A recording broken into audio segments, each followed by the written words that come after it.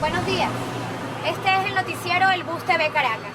Retrasos en la distribución. Right now, you're hearing the streets of Caracas, Venezuela, specifically inside a bus. And like a lot of buses around the world, you're gonna hear everything on this bus. Street vendors, poets, comedians, rappers.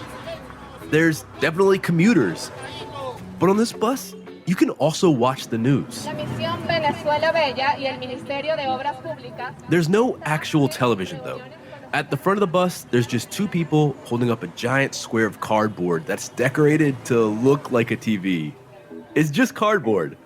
They cut out a square in the frame, and they're sticking their heads through the opening while they're narrating the news, as if it was a broadcast.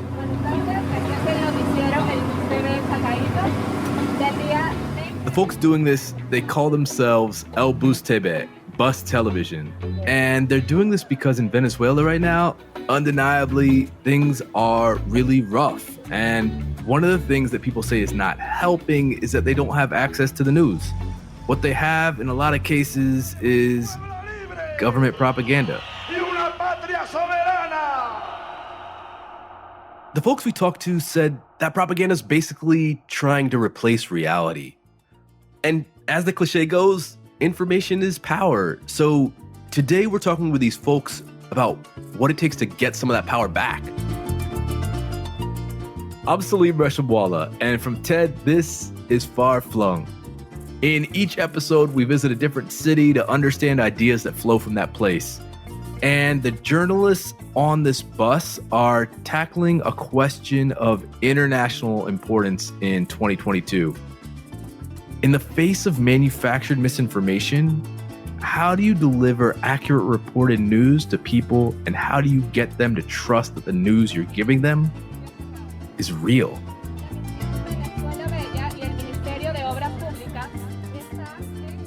One way is to meet people where they're at, in person. This is all happening way offline, but to understand why journalists are going through the trouble of presenting the news in a way so different to how most of the world thinks of modern media, we have to start back in May 2007. That's when the biggest TV station in Venezuela was Radio Caracas Televisión. Full of all the normal TV stuff, news, soap operas, commercials. But one morning, it was just gone. When the government closed Radio Caracas Televisión, we went to bed and we wake up with another channel and another reality. That's Laura Elena Castillo, a Venezuelan journalist and co-founder of El Bus TV. That morning, 15 years ago, when Radio Caracas Televisión, aka RCTV, was shut down, she woke up to chaos. Hundreds of students were out protesting down one of the biggest streets in Caracas, shouting, "Chavez is a dictator, and the people know it." 20 minutes after RCTV was pulled off the air, it was replaced with a station promoting the self-proclaimed socialist revolution of Hugo Chavez, the president of Venezuela at the time. People turned on their TV, and instead of their normal TV shows and, importantly, the daily news, they heard the national anthem. RCTV was one of Venezuela's biggest channels.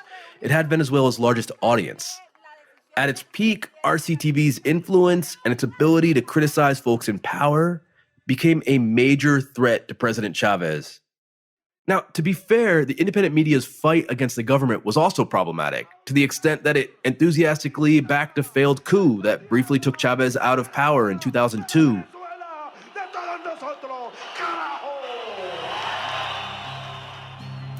Chavez had come into power as a populist. By a lot of people, he was regarded as a hero for sharing the wealth of Venezuela's oil riches with the poor. Thanks to a rise in oil prices, at first, things went well. He cut poverty in half, launched wide-ranging social welfare programs, and a massive campaign to wipe out adult illiteracy. But a major problem was that this revolution was tied to one big thing: the global demand for oil. The city of Caracas, capital of Venezuela, is enjoying a prosperity boom unparalleled in the history of South America. But where does all the money come from? The answer lies under the ground, where rich oil deposits ensure a steady revenue. It's certainly a fantastic city, this new Caracas. But with every boom, there comes a bust. And when the global price of oil dropped, Venezuela's economy started to plummet.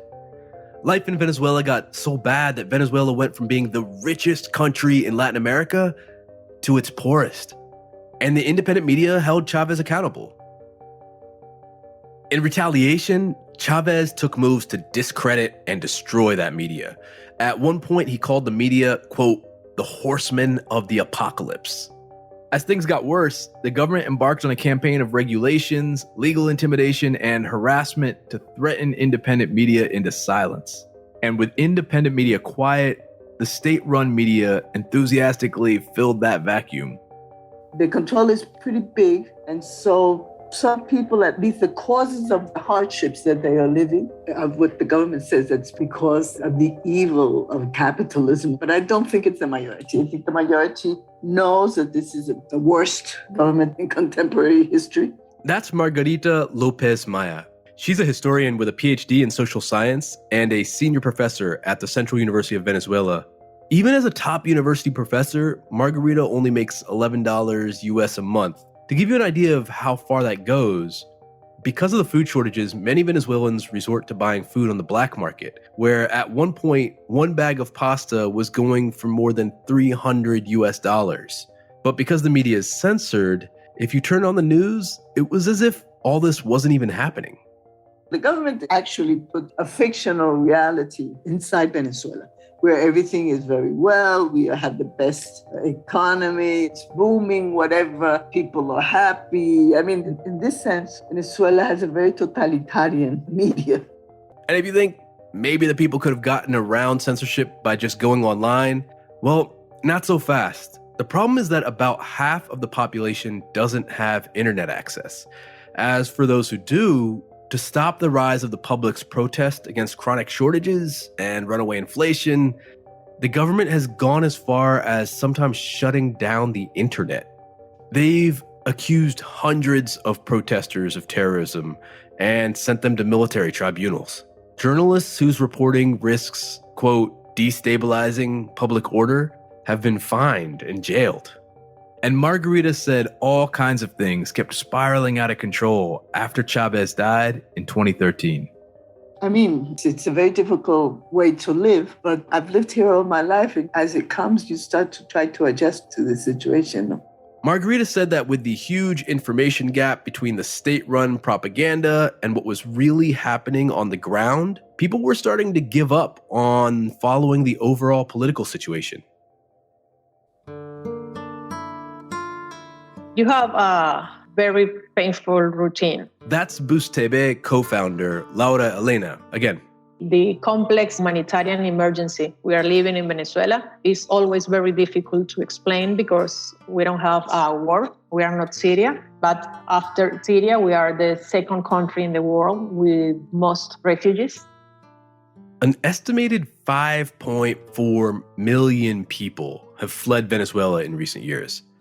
But even with the difficulty of getting by and the threat of getting caught by the authorities, Laura Elena decided to stay. Venezuela was still her home. I love the weather, not too hot, but it's not too cold. It's like my mother's hug. It's just perfect to me. This is a very green city, and we have a lot of birds. We have a big mountain across the city, and we are near to the beach. This is a perfect weather to live and to dream and to sleep well. So, yeah, deeply troubled, but still a place she loved. And she wanted to wake up to a better world, so she used the one tool she had.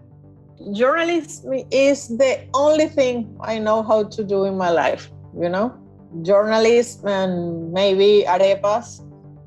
With the way things were going, Laura Elena felt she needed to answer the call to journalism.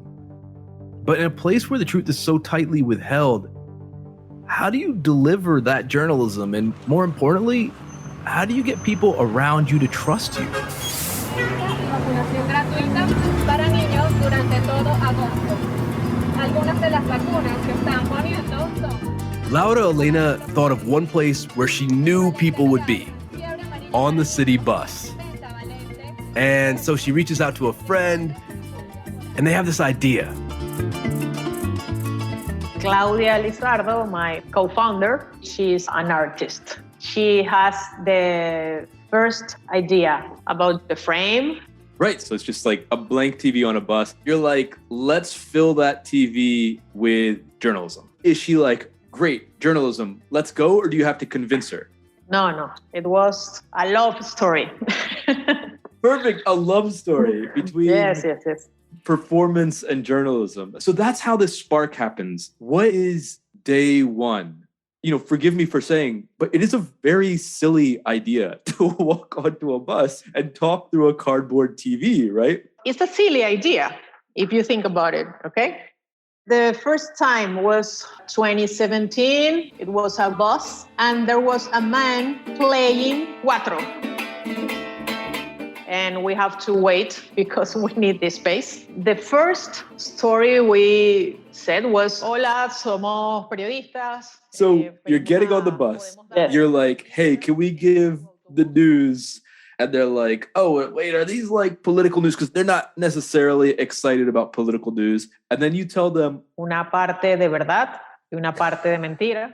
a little bit of truth and a little bit of lie. Tell me what's the truth. What's the little bit of lie that you tell the bus driver? Well, the truth is, no, it's not all politics. And the lies is, yes, we have a lot of news about politics, but the first news have to be service news, So they start with news that's practical to kind of warm up the audience and reassure the bus driver that they come in peace. And when they get to the political news, like Laura Elena says, it's not so political because they aren't acting as pundits. They're not leaning into opinions on what they're saying. They don't want to give the audience any reason to tune them out. They're trying to kind of read the room and meet people where they're at. I have never been a stand-up comedian, but my stand-up comedian friends have talked about like that feeling when you're on stage and you're like, oh, something is off. We're bombing. Yes. This is not going well. Like, do you ever have that feeling? Yes, of course. Because this is a lot of people, and sometimes they are angry because it's late, or maybe there is a political tension in Venezuela. If there is tension outside, you have tension inside. And the day Laura Elena got on the bus and introduced El Bus TV, there was a lot of political tension. In the streets, students were leading massive protests against Chavez's less charismatic successor, Nicolas Maduro. He's the current Venezuelan president, and basically the crisis in Venezuela has increasingly worsened under his rule. And those protests were not being reported by the state media. So Laura Elena decided that this was the moment to get on the bus to test out the potential magic behind this fake cardboard TV. She started off the broadcast by reminding people what day it was. It was May 27th, 2017, the 10-year anniversary of Chavez closing down RCTV. If the state-run media was not going to talk about the protests, then El Bus TV would. How did people react? It was amazing. It was huge. There were two women, and they were speechless and smiling. Todo el bus aplaudió. The whole bus cheered for him. So they kept going with their mission to let Venezuelans know what was really happening. We are very energetic people. El Bus TV is like a party. It's always music, neighbors, bus drivers, salsa, reggaeton, and news. Each time, the Bus TV journalists walk up to the bus just like regular people. No TV announcer, stage makeup, flashy clothes, no bright lights. In a way, they're not trying to stand out or above the crowd, except they're carrying this odd TV cutout and loudspeaker. So they do get some looks. The cutout is made out of brown cardboard wrapped in black paper. It's got glittery letters. There's a drawing of a bus, a megaphone, a microphone, and some people talking on it. Help me first understand, on a bus without El Bus TV, what's happening? Can you describe that scene for me? You're swinging around. Yes. You are dancing all the time into the bus. How did you decide that you were going to compete against people dancing on a bus? It's a challenge. In a country like Venezuela, where people cannot see the news frequently, we thought this is a great place to start this newscast. Full of people, they cannot jump out of the windows. They have to listen to us. Today, El Bus TV has expanded to 7 cities throughout Venezuela. And while each individual in-person show is small enough to fly under the radar of the government, the overall team and number of broadcasts is still growing. They're now up to 57 reporters, and there are many student volunteers. But just like any TV show or network, Bus TV has to be super creative if it wants to make an impact. After the break, a ride with El Bus TV, where we learn how they go about charming the audience and earning their trust.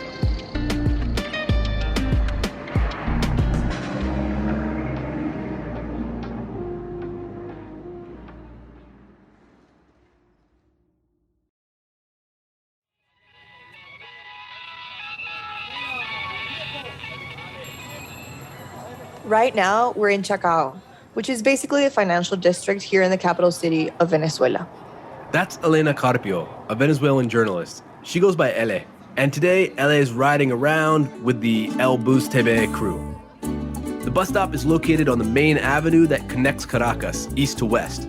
Look up and you see towering skyscrapers from Venezuela's glory days, when petrodollars funded a building boom in the 1960s and 70s. But on the ground, it's a very different reality. Mango trees, 24/7 hot dog stands, salsa music, and crazy traffic. To catch a bus, you have to go to a bus stop and listen out for the bus collectors. You see them hanging out the door, collecting fares, calling out stops. There's erratic schedules, chronic fuel shortages, poor maintenance, and bus driver strikes. But it sounds like people are surprisingly chill. In all this, a bus's playlist is a part of what it's offering. So people sometimes board the buses based on what kind of music they're into. I gotta say, I love this idea of choosing a ride being almost like flipping through a gigantic street corner-sized radio dial.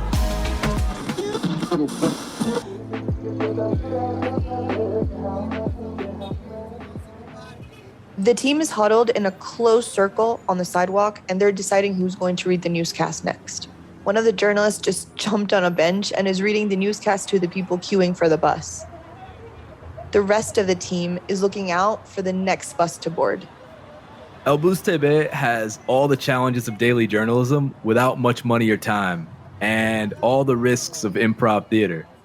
They go over their script, trying to memorize as much as they can before boarding the bus. At the bus stop, a driver waiting for his bus to fill up is leaning against a wall in the shade of a mango tree. When he sees their cardboard TV, he approaches the crew. He points to a bus that's about to leave and tells us, "Don't board that bus. The driver is a bad person," jokingly. He motions towards his empty bus and says, "Board mine. I'm nice." Which is both a really kind sales pitch and possibly some passive-aggressive inter-bus trash talk. I love it. He then goes on to tell us that he first encountered El Bus TV 3 years ago as a passenger on another bus. He says he'd be honored if we'd ride with him. He's been a bus driver for the last 18 years on the same route. His bus is named El Cuervo, the Crow. In the mornings, he likes to play soft, romantic Venezuelan music. The crew is handing out free newspapers produced by journalism students at the local university. Sometimes passengers are hesitant and ask if it's government propaganda, but most people take one because it's free. The team is standing in the aisle of the front of the bus reading the newscast as passengers hop on. It's crowded. After the bus finally fills up, it takes off and the broadcast continues in full force. One Bus TV member is holding up the frame, another is standing behind it, reading the newscast.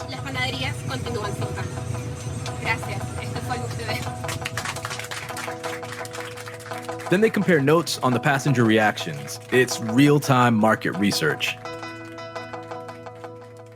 Over 50 people were on the bus. You can see their reactions to different kinds of news. The most attention came when they spoke about the vaccines and COVID. There were two old ladies in the third row, and it was a bit loud because it was full. And as soon as she saw the newscast with the cardboard TV, she started laughing. And she actually thought it was going to be comedy or a bit of theater. But then the first news was about free vaccines for children. So as soon as she heard that, she changed attitudes completely and she started just like quietly listening. And the second thing she said was, only for kids, or are old ladies like us allowed to get vaccines as well? And so there was definitely some live feedback there. But then when they turned to politics, some passengers started to tune out. When they read the news about an opposition leader that was illegally jailed a couple of months ago and then released, everyone sort of turned away and looked at their cell phones impatiently. Sports news didn't perk much interest either. That news is not censored, but Bus TV still includes it in their broadcasts. They actually only included sports at the request of the bus drivers. They said, okay, fine, you can board our buses, but if you do, I want to hear about sports. LA noticed that the most effective way to keep passengers' attention is to report local news. And by local, she means hyper-local. Literally news that is happening within a few blocks of where the bus is physically moving through the city. News like broadcasting the talents of the community and services offered, like local carpenters, barbers, beauticians, service journalism. It depends on Bus TV journalists going into neighborhoods and asking locals what is going on. It's things like informing passengers about free food fairs or telling them about a eucalyptus tree that is close to downing a power line that could cut the whole neighborhood's power if it falls. By encouraging everyday people to engage with one another in this way, it's hard to overstate just how epic this is. When naturally, after everything Venezuelans have gone through in the past 20 years, there's just so much suspicion. Once Chavez rose to power, polarization got really bad. You had neighbors who had been friends forever, never spoke to each other again. They started to wonder, what can we do to heal people so that they can come back together and work together again for the community's sake? And Laura Elena wanted to build back that trust, to be a part of bringing the community together again. Why is it that they trust you? They don't know you, and you could be anyone, right? It's like in this time, there's so little trust in news in so many countries. Why do you think they trust the person they don't know with the cardboard box around their face? Well, maybe because we are cute. No, it's a good question. Maybe they think we are brave, you know? Our reporters are young people. They are students, and we make a great effort to read very serious news. Maybe they feel safe because they don't feel we are using them with a political agenda. This is an intentional decision. We decide to start all the broadcast with this hyperlocal news because it's a safe place. It's a safe place as in there's nothing to debate. People want to listen to what they find immediately useful to them. Bus TV, they're delivering news that impacts everyone. Bus TV journalists included in that. And often news that people can verify with their own eyes. We are not an helicopter. We are a bus that arrives and parks in the community. You have to get close to the neighbors, share a coffee with them. This is the most important thing we have learned in 4 years. I love that distinction between a helicopter and a bus. They're not dropping in conveniently from the sky. They're riding along beside you. On the bus, everyone, regardless of political views, they're sharing the same space, sitting in the same seats, moving at the same speed. And when they're also listening to the same broadcast, they're sharing a reality. Focusing on service-based, hyper-local news means they can reach people with different political opinions.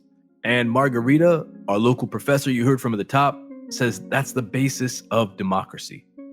What I see is happening is that the organization is going to come from the bottom up. People that are motivated to go on a bus and give news to the Venezuelan people that are on that bus. Those people are eager to hear the news. It seems almost like, given how the harsh dictatorship has taken over everything that looks like traditional media, maybe part of the reason why people might trust something like Boost TV is because that it's so clearly from a different source. You're right. People are also eager for fresh new faces, fresh new speeches, fresh new ways of doing things. When I think about how so many people nowadays are getting their news from an algorithmic feed that's been seen by just one viewer alone at a time, it's cool to me that Boost TV is the opposite of that. And by focusing on what's happening locally, Boost TV can cut through the propaganda and the politics. And it's accessible to everyone. Sometimes people underestimate innovation if it's not digital, but this is innovation as well. You can collect billions of data points to figure someone out, but it's never going to be the same to actually shake their hand and stare them in the eye and just ask them, you know? To build longer-lasting relationships, Boost TV is now training people in the community how to report the news themselves. Their new initiative is called Ventanas TV, which means Windows TV, where people deliver their news from their homes. Instead of a cardboard frame, they talk through a window frame to people in the street. Folks passing by stop to listen to the latest news from their neighbors. I think after the experience, El Boost TV journalism students will not be able to do TV because they will get bored, you know, after such an interactive experience with the audience. It started out being a way to get across censorship, but they discovered that it could be so much more than that. You know, audiences feel like this journalist kind of cares about my life because he's actually reporting on something that I told him last week that I cared about. Boost TV reaches people on both sides of the aisle, getting them to agree on a shared reality. And it's happening in a public space, in a non-corporate controlled environment. And in a country where polarization has run extremely high, Boost TV has managed to cut across that. Reality is messy and confusing, but it's cool that there's this way to get your news while out in the messy real world and from people in front of you who care, in a space where you can process it all together in real time as the world moves by.